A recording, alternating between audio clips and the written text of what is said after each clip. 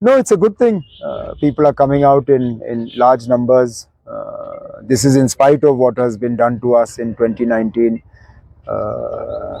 I hope there are still 3-4 hours more of polling time available. I hope that those who have not cast their vote, they also come out, because in a democracy, this is the one way to make your voice heard. And as a politician, I want as many people that can come out to vote should vote. As a candidate, I want most of them to vote for me. अब बाकी देख लेते हैं, फिलहाल ठीक ही चल रहा है. So we are seeing सुबह से you've been visiting polling stations, particularly in Baramulla area. So what is the reason? This has been a habit of mine since my very first election. Since I fought my very first parliament election in, God, I don't remember when it was, 1998. It's been so long. I've always done this. I fought my assembly elections, I did this. I think it's just one way. Look, I know I can't reach every polling booth, but at least this way I can come, I can meet some of the polling staff, I can meet my polling agents, I can meet some of my senior party colleagues and thank them for their work, and also encourage them to help more people come out and vote. So other parties are saying like NC won't win this time in Baramulla. कोई नहीं ना, कोई 4 जून तक wait करें, सारा clear हो जाएगा. Sir, Sopore या बारामूला की बात अगर हम करेंगे, वो विलेज से लोग निकले जो पहली बार, एल्डरली पीपल जो निकले वोट करेंगे, इस चीज को कैसे आप देखते हैं? अब इस बार बहुत से ऐसे लोग हैं जो पहली मर्तबा वोट डाल रहे हैं. पर ऐसा क्यों है सर? वो इससे पहले भी 70 year old, how can 70 year old vote for first time? इससे पहले हालात ही कुछ ऐसे थे. अब ये शायद आप मुझसे पूछें तो मैं थोड़ा सा हैरान हूं कि जो 70 साल के हैं उन्होंने पहले वोट नहीं डाला.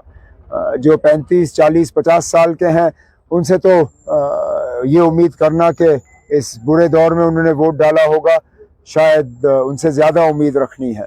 लेकिन अब जितना ये बाहर आए और अपना वोट का इस्तेमाल करें उतना अच्छा है.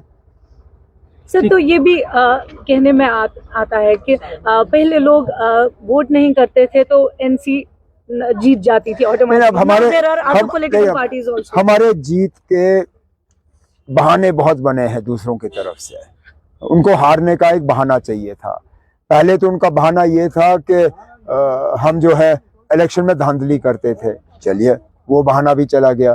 फिर वो कहते थे कि हम जी बॉयकॉट का फायदा लेते हैं तब जीतते हैं. चलिए, अब आज लोग बाहर निकल के वोट डाल रहे हैं, लेकिन इसमें भी अक्सर बेशतर जो है जो वोट पढ़ रहे हैं वो नेशनल कॉन्फ्रेंस को पढ़ रहे हैं. तो अब क्या कहेंगे? अब तो हैरानगी की बात यह है कि जो लोग कल तक इलेक्शन जीतने की बात कर रहे थे, आज वो भी मजबूर हुए. मेरा जो मुखालिफ है, जो चंद हफ्ते पहले तक शायद पार्लियामेंट जाने के लिए अपने कपड़े सिलवा रहा था, आज वो भी कह रहा है कि मुझे अपनी बात कहता है कि खुद जीत के उसको इतनी खुशी नहीं होगी जितना मुझे हारते हुए उसको खुशी होगी. अब जो पहले से ही अपनी हार तस्लीम करे, लोग उसको वोट देके अपना वोट ज़ाया क्यों करें? उनको वोट इसको देना चाहिए जो वहाँ पार्लियामेंट के अंदर जाके उनके लिए बात करे. सर, लंगेट में हम देख रहे हैं काफी वोटिंग हो रही है, अच्छे नंबर्स में वोटिंग हो रही है. तो आपको लगता है इंजीनियर रशीद का आना, इंजीनियर रशीद का लंगेट से वोट लेना ये कोई मतलब ताज्जुब की बात नहीं है. लेकिन इसमें भी आप देखें तो सबसे ज्यादा नुकसान सेब वालों को है.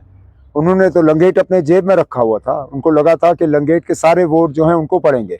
वो तो वहां से 30-40 हज़ार की लीड की बात कर रहे थे. आज तो पता नहीं लंगेट से उनको कुछ मिलेगा भी या नहीं.